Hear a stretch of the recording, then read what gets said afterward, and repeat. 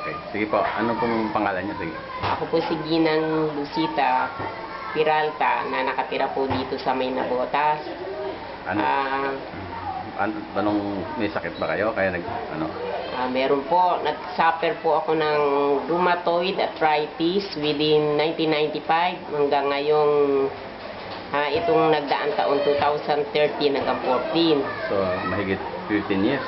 Ano po, magna 19. 19 years. Ano mga iniinom niyo ho?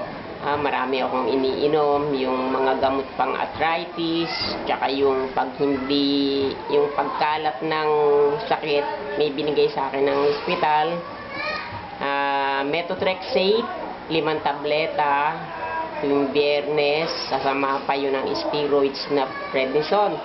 Kasi kung hindi gagawin yun, hindi na ako makakakilos. Oo, mabigat yun. Oo, medyo mabigat ho yun, masakit sa katawan, masakit pa sa bulsa. Oo. Ano pa yung ibang sakit nyo naramdaman nyo? Itong huli, nung bago kayo magpunta rito? Nung bago ako magpunta rito kay Kamaeng, may sakit ako na nagkaroon ako ng nodules dito sa lungs, left and right. Pinag-isipan ko kung pupunta ako ng hospital uli o kay Kamaeng na. May nagsabi sa akin na kay Kamaeng na lang. Sinubukan ko to. Yung IWT, yung cleansing. Nag-cleansing ako. Yung antibac. Pakita niyo po kung ano yung ininom niyo. Ito pong antibac na to. Isa ito sa nakatulong sa akin. At saka ito pong isang pampatak na to. Taring mga tubig. Nakatulong ito sa akin. Tsaka yung mga tubig. Ayan. Ano ba to? Itong Serpentina. Serpentina. At saka yung malunggay.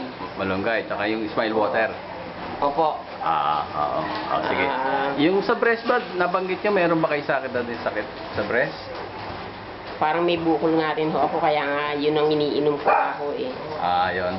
Patuloy ko siyang iniinom. Kaya ngayon, nandito nga ulit ako.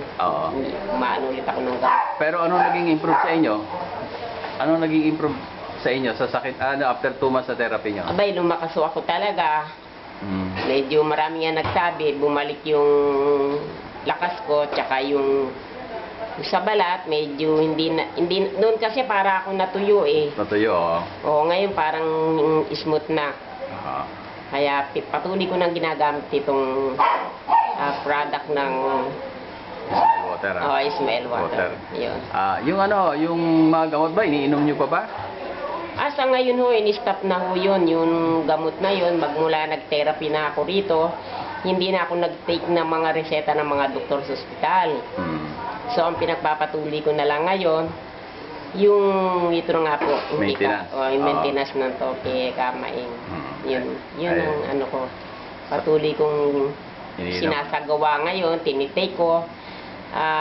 Wala na ako nararamdaman. Kaya maraming salamat. Una sa taas. Pangalawa na rin yung nakatulong yung ito. Yung natuklasan na to, na kung wala ito, wala, baka patuloy pa na kung baka malumpo.